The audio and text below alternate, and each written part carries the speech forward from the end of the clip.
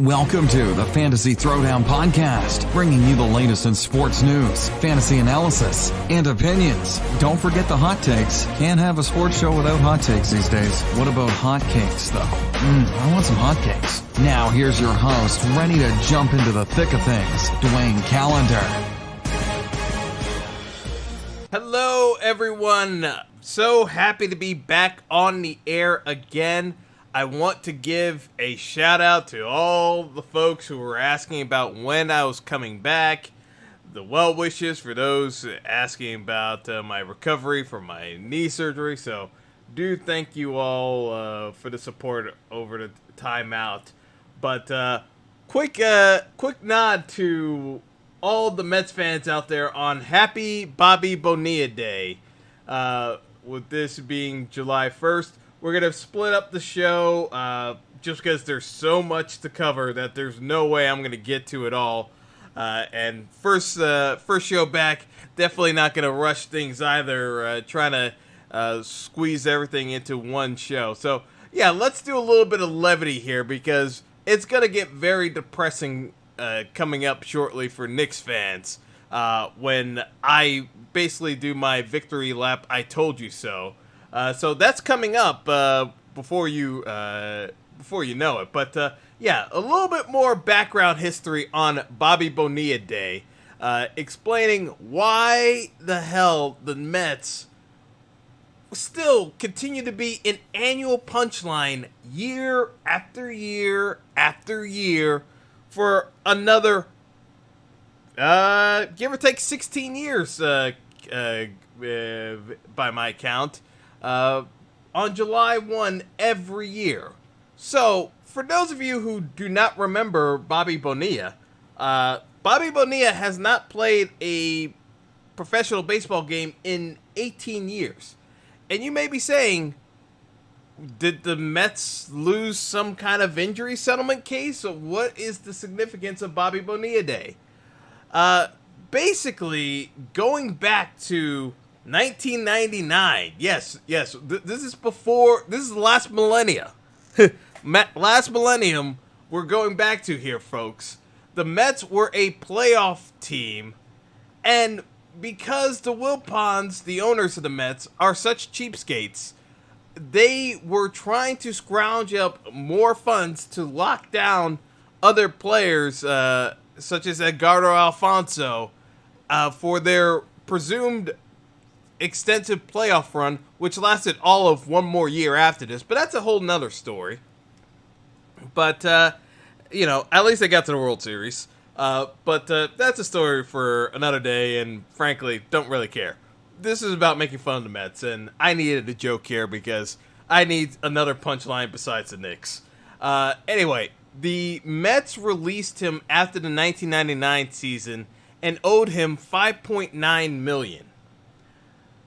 Okay, just pay off the $5.9 million like any normal franchise would and just eat the sunk cost. No, what the Mets decided to do, and this is this is what makes the Mets, and just oh god, just an abundance of sitcom-worthy material if anyone were to release a sitcom. Which I believe I probably would have in an alternative reality, just work for the Mets and just pitch it as a long-running NBC sitcom. But the Mets, instead of just paying the $5.9 million, they agreed with Bonilla's agent, Dennis Gilbert, who represented a number of players such as Barry Bonds back in the mid-90s when he was with the San Francisco Giants, Brett Saberhagen. Like, he was a big-time agent back in the 90s. Gilbert basically made the case for deferred compensation. And what essentially that amounted to was the Mets, instead of having to pay off the $5.9 million in 1999, they would defer compensation for 12 years at a fixed guaranteed interest rate of 8%. Now, at the time, this was during a stock market bubble, as well as on top of the fact that the Wilpons were heavily invested with Bernie Madoff and his Ponzi scheme, which this also may be one of the few reasons why people actually bought the Wilpon story, that they had no idea what Madoff was doing, because only someone who had no legitimate understanding of how investments work would ever agree to deferring compensation at that high of an interest rate. So because of the guaranteed 8% interest rate attached to the deal, that $5.9 million deferred, because Bonilla made a good $46 million over his career, so he didn't need the money up front anyway.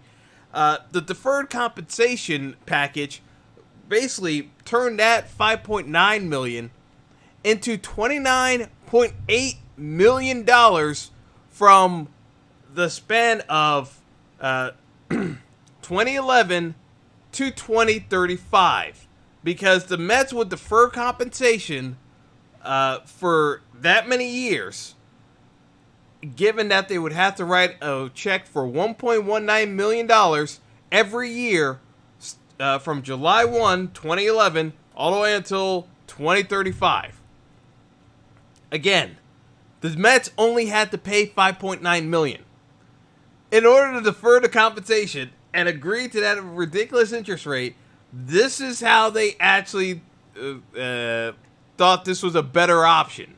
So, every year, the media gets ready for this story because the Mets are a punchline. And will continue to be a punchline because the Mets could just as easily pay off the remainder of this money so that they don't have this nonsense to deal with year after year if Bonilla agreed to it. But hey, Bonilla's living a good life. He's just taking the $1.9 million. It's like, you don't actually have to worry about the tax implications. Realistically, yes, it's $1 million check. So I'm not acting as though you aren't going to take a significant tax penalty on that. But again, the Mets had so many opportunities to make this story go away over the years, because it comes up every year now where the media gets ready on July 1 to talk about this. And the Mets, this is why they're the Mets. But I have to say that, it will go down as one of the all-time greatest retirement packages that you will ever see in sports, because no professional team would ever sign themselves up for the ridicule the Mets have received over this deal for as long as they live, as the Wilpons do. And, again, 8% interest. God, what an agent Gilbert was. Oh, what a deal. So, all told, Gilbert estimates that despite the fact that Bonilla's career earnings were worth $46 million, between Bonilla's deal because Bonilla had an original stint with the Mets from 92 to 96 before he was traded to the Orioles. So Gilbert estimates, because they had deferred compensation as part of that deal too, he estimates that Bonilla, with deferred compensation, is expected to make over $50 million between those two contracts by the time he reaches age 65. That's compounding interest, folks. Oh, man. Gotta love it. Got to love it. So, after that little bit of levity, let's talk about something depressing now. And for the Mets fans who are also Knicks fans, sorry. But, at least your sacrifice allows for the rest of us in our misery with the Knicks to press on and persevere. So let's talk about the Knicks, because we're going to talk about NBA free agency in general in part 2 of the podcast, because decision Kawhi has not been made yet. So until Kawhi makes this decision between Los Angeles and going back to Toronto, notice how I did not even mention the Knicks.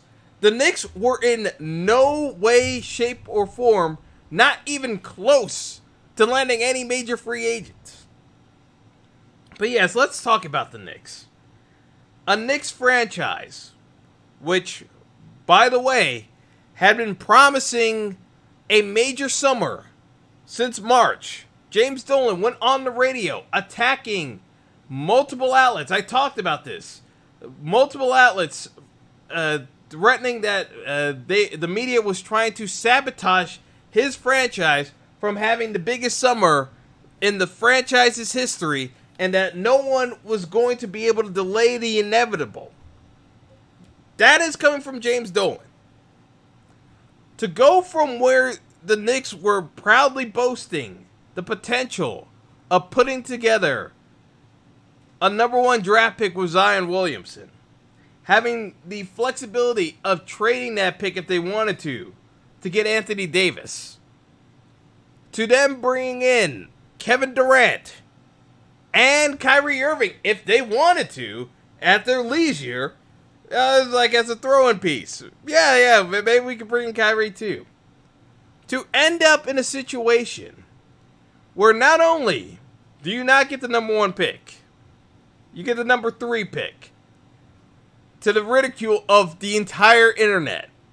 But everyone knew that the Knicks only had a 14% chance of getting the number 1 pick. So, again, I kept saying this.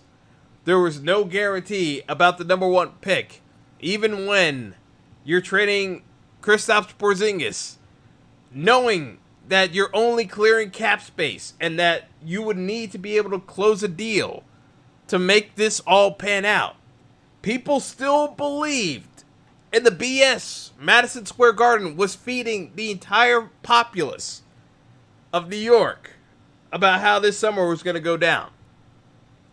You don't get Zion.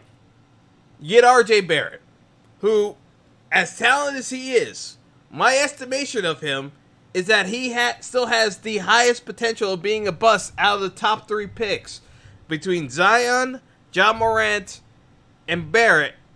Barrett has the most potential of being Rudy Gay.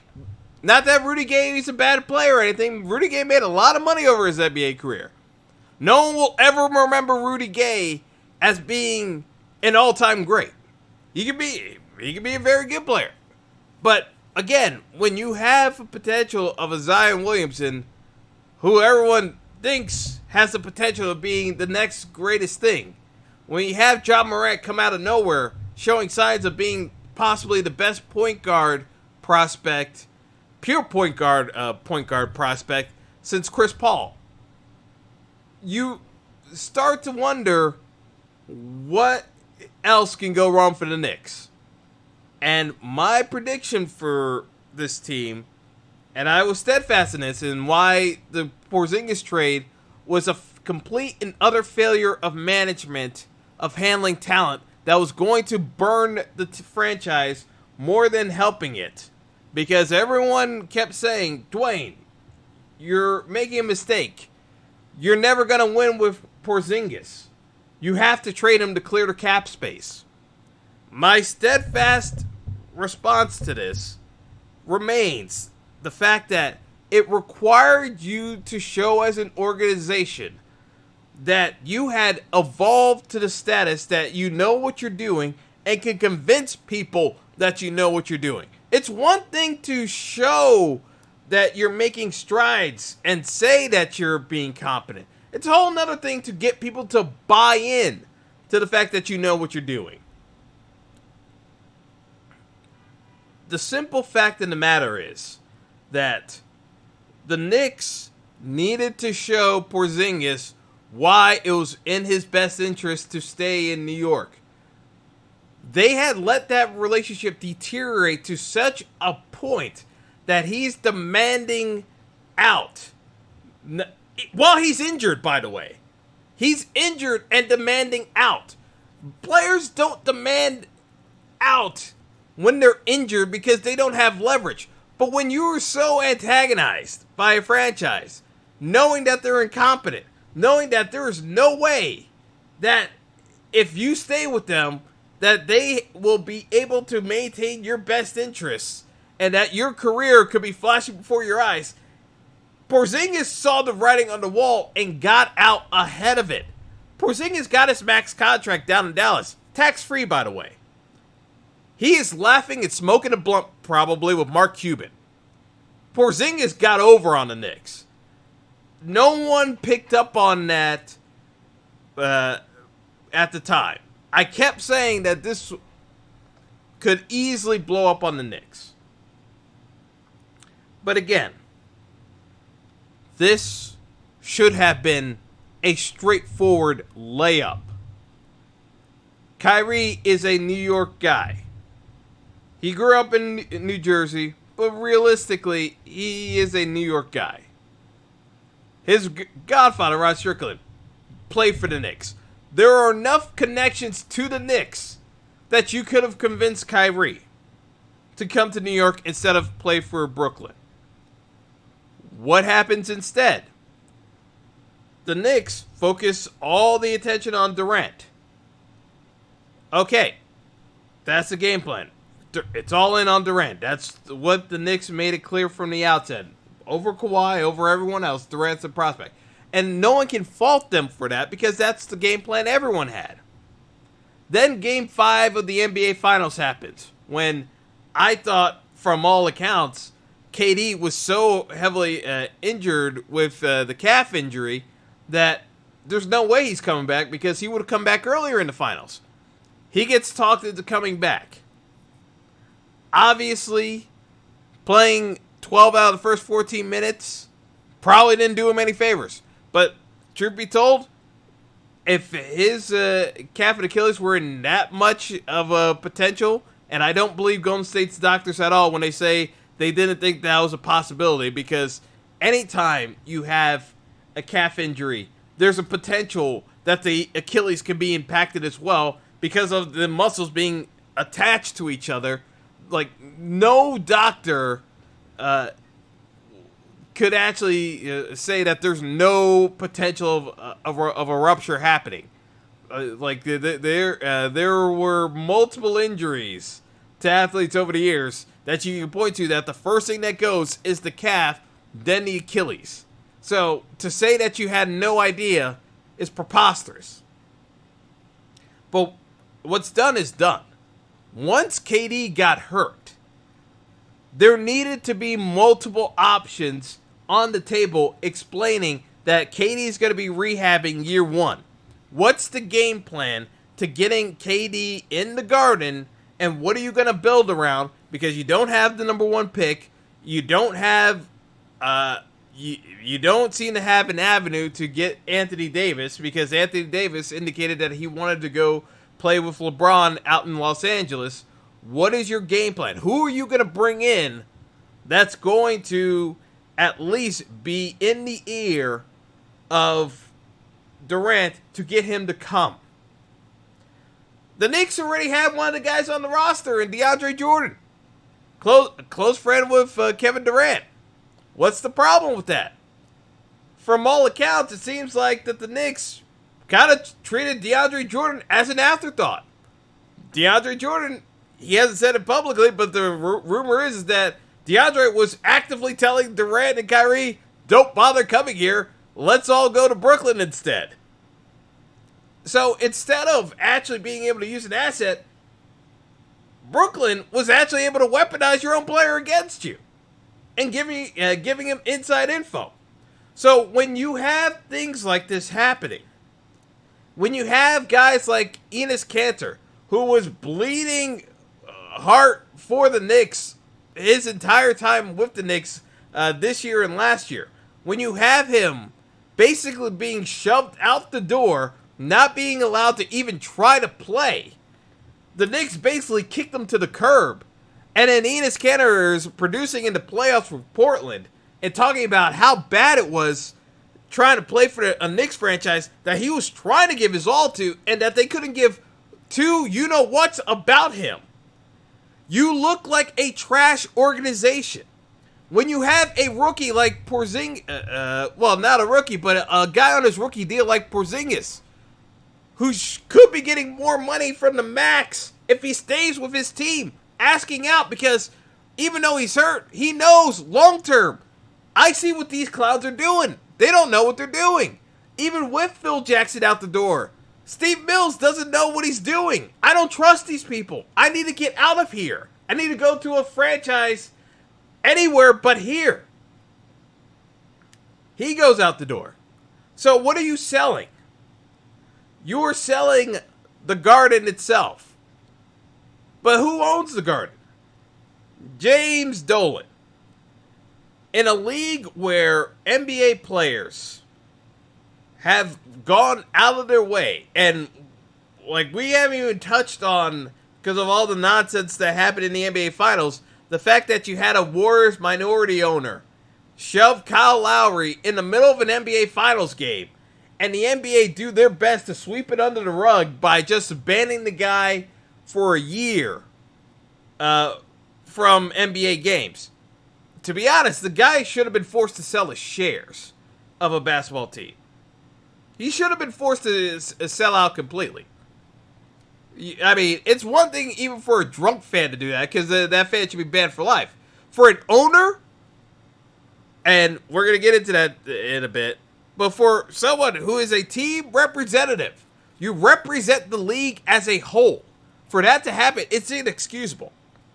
So you have a climate right now, a very political climate in the sports world, wherein players feel as though owners treat them like pieces of disposable meat. You have one of the most egregious examples of this in James Dolan, an unabashed Donald Trump supporter. And I'm not going into politics here. I'm just saying that is his affiliation. It doesn't matter what denomination of politics you play. In this climate of sports, having a strong stance one way or the other can be very detrimental in terms of sponsorship and other aspects. James Dolan doesn't care about that because he makes money regardless if the Knicks are good or not, which is part of the problem.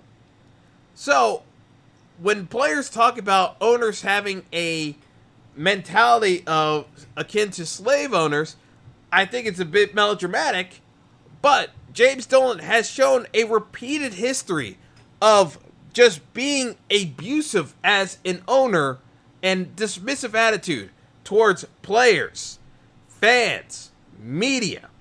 James Dolan had Charles Oakley escorted and arrested out of MSG. And don't think that didn't play on players' minds, because the players spoke out very strongly against Dolan after that fiasco. James Dolan, who bans the Daily News from covering RJ Barrett's opening press conference, and then MSG tries to explain that they didn't understand that the rules, that they could limit it only to invitations, and paid a $50,000 fine, which again, not nearly enough money. Freedom of the press is a very important thing. Again, we're in a very political environment right now in sports where some people feel as though they can do whatever they want. And at this time, at this critical juncture for the Knicks, James Dolan continues to be a lightning rod for negative publicity. No one wants to come here, and in large part because of him. Because as incompetent as the Knicks front office looks at times, from mishandling players, and again, not understanding the meaning of the word optics. Because when you have a decision where Kevin Durant knowingly wants to come to the Knicks, and it gets talked out of it by multiple people, where he has stated on the record that no one's going to sway him this time, basically said, I'm going to listen to my friends, and I'm going to go to Brooklyn instead, even though I wanted to come to the Knicks and have all the media attention. I'm going to listen to my friends and get the support that I didn't get out in Golden State, because Golden State pressured me every step of the way, and now I have a ruptured Achilles. I will not take a meeting with the New York Knicks. A New York Knicks team and franchise that has been preparing for Kevin Durant to come for the past 18 months. 18 months. This was the game plan. And you don't get a single meeting. Do you know how embarrassing that looks? But instead of, hey, we got to have a plan B, the Knicks somehow managed to even fail at the low bar of expectations I set for them. Because I always felt that there was a chance that KD doesn't come. So I figured plan B. You probably go look at guys like Kemba Walker and Tobias Harris, local guys. Not that we're going to win. The whole point is to at least put together an identity that New York is a place to come back to and build a winning culture again. Because the Knicks have been an utter joke for the past 15 years. Even for the blip of a radar Carmelo Anthony was. His tenure with the Knicks was shotgunned to try to get one playoff run. And guess what? They didn't even get to the finals. And the team went in the tank because they hot-shotted every step of the way with Carmelo. After he gutted the team because he wanted to come and get his money too from Denver. Another story for another day. So, when there's this level of dysfunction going on, what else is there to do but to start looking within? But what did the Knicks do? The Knicks, basically, failing to understand optics, had no plan B for a major free agent. The Knicks basically said, we're going to punt the next 2 years and sign guys to the minimum. So, when the story goes down with Kevin Durant joining Kyrie Irving and DeAndre Jordan in Brooklyn, the Knicks release a press release saying that, it was before their press release. They leak a story to Ramona Shelburne of ESPN stating that James Dolan was not comfortable offering the max money to Kevin Durant. Here's the thing about that. They knew they weren't getting the meeting with Durant. They basically knew they were done. And they could say whatever they want. But in the twisted world that the Knicks occupy, it was easier for them to say, we didn't feel comfortable with the medical report and looking like jackasses. Not that they view themselves as jackasses, they view themselves as prudent businessmen. Because we've dealt with free agents who have had medical issues in the past with Antonio McDyess, Amari Stoudemire. Even though when those things happened, everyone else in the league was looking at the Knicks saying, wow, that's a desperate move. You had the Warriors willing to offer Kevin Durant $250 million, the complete max that he could have gotten. And guess what? With the luxury tax penalties that the Warriors were facing, the true cost of Kevin Durant's contract was $600 million over the course of that contract. Again, not $250, the entire cost of the contract. Once you factor in the luxury tax that they were going to have to pay year over year over year because of luxury tax, because the luxury tax multiplies the number of years you are in the luxury tax. This is part of the reason why the New York Yankees started getting out of being in the luxury tax business in baseball, because of how expensive it gets. The Warriors didn't give a rat's ass about that because they're moving into a new arena that basically you have to sell a kidney and possibly more body parts, to be honest, to get season tickets for. So the Warriors were selling an experience, and Kevin Durant was going to be part of that experience. That was the game plan for the Warriors. Try to keep KD, even if it costs you $600 million, because you're going to make that money back tenfold. But instead, the Knicks looked like the guy at the table was scared money. The guy at the poker table who is just losing out on the big blind every time, but won't go all in. Even though there are multiple people playing hands, the Knicks have a pair. Too afraid to actually play it. And are just getting eaten up by everybody else at the table. That's what the Knicks look like. The Knicks looked completely and utterly soft. So what did the Knicks do? No plan B. Didn't have another free agent lined up. Didn't take any meetings with anyone else. Because they had just prepped for Kevin Durant. And figured he was going to show up. And that, they're going to figure out the roster after Kevin Durant comes. This is why the Knicks are where they are. They never had a true game plan in mind. And they got burned for it. Because guess what? Brooklyn had a game plan. They had low odds of success. This is an incredible underdog story. As much as you can call an underdog that has Jay-Z backing him with Rock Nation. And don't underestimate the fact that Jay-Z selling out his ownership stake of the Nets, but still having a close relationship with the Nets did not become a deciding factor. Because Rock Nation representatives can reach out to NBA players. The fact of the matter is, Brooklyn has developed an experience that players gravitate towards. So you get the New York experience without actually having to work for James Dolan, which should be the sales pitch of every meeting. And until James Dolan can figure out a way of selling an experience at the Garden that does not involve him, the Knicks will continue to have that problem. I'll give you another case in point. The New York Rangers. The New York Rangers don't have this problem in hockey. You know why? Because the Rangers were completely irrelevant for 18 months.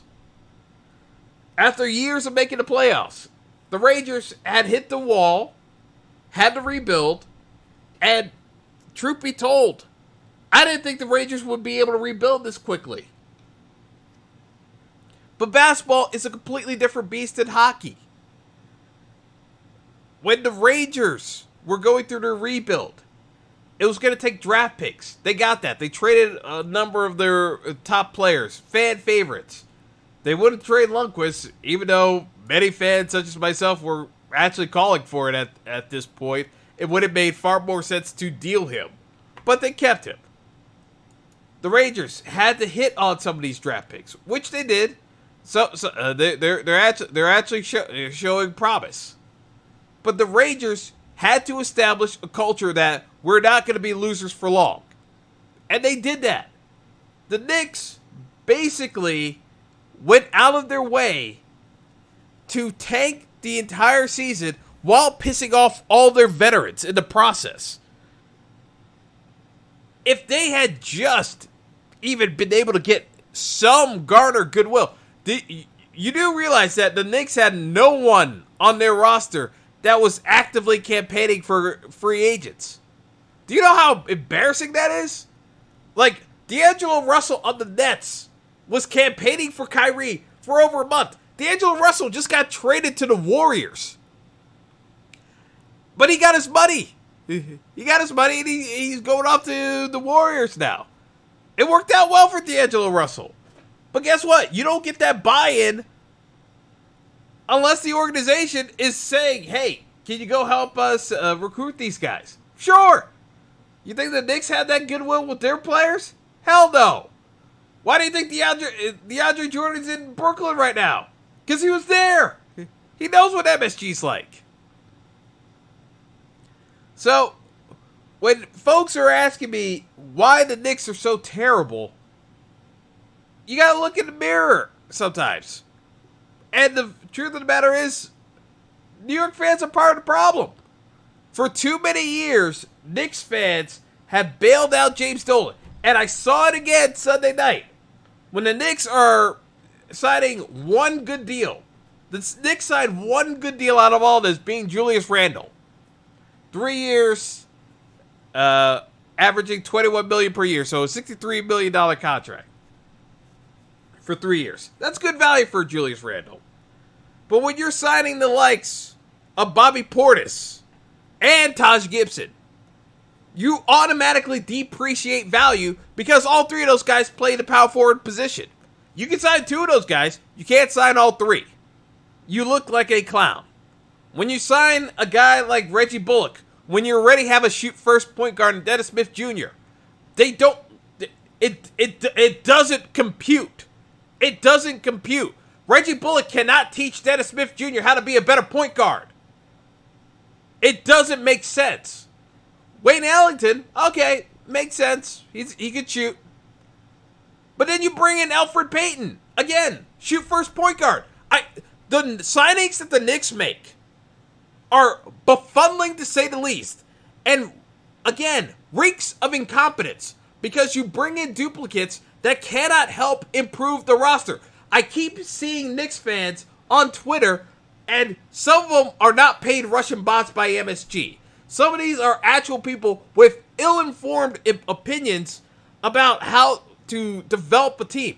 Because they're like, well, we're signing a bunch of veterans to help build out the young players. How the bleep is that going to happen when the veterans don't know any better than some of these rookies do? Because the veterans make some of the same mistakes the rookies are making. Reggie Bullock never developed into a proper point guard. Detroit gave him his money and realized almost immediately that it was a mistake because he never learned the principles of running the position. If anyone was going to be signed to be a point guard for the Knicks, it would have been Darren Collison. That would have made a great signing. Although Collison you would have had to overpay for because he could have been playing for any number of playoff teams. But, of course, with the Knicks' luck, Darren Collison abruptly decides to retire from the NBA to become a Jehovah's Witness representative. How does that happen? These are the things. Even a guy like George Hill, who's won an NBA championship, would have been a cheap option to bring, to steal from Milwaukee, to have coach some of these players in how to run a point guard position. Quality veterans that can just do a job. Instead, we bring in a bunch of 2-year contracts of players who can't do the job that you want, which is coach young players. You know, again, the Knicks basically hit a reset button and the fans are signing off on it saying, well, KD was just going to be stealing money from us anyway, and you don't know KD's going to be able to come back to a full 100%. Yes, Captain Obvious, there's always a possibility that KD's not coming back to be 100% of what he was. But the point is to become relevant again. And even if you had to swallow Kyrie, if that were his terms and conditions, you end up having to do it. Well, it doesn't mean we're going to win a title. No kidding, Sherlock. Even if you did sign Kevin Durant, I put the odds of winning a title with Kevin Durant still under 20%. But you do it anyway. You don't get to stack the deck completely in your favor. Only rare opportunities does that happen. The Warriors don't come around every so often. The Heat don't come around every so often. The idea of super teams, that was a foreign concept. Because, again, how many players are willing to sacrifice that much money on the table? Those teams were able to do it because the players were willing to sacrifice that much money. That time is probably coming to an end soon. But, you know, the fact that I hear fans justifying, rationalizing what the New York Knicks have done makes my blood boil.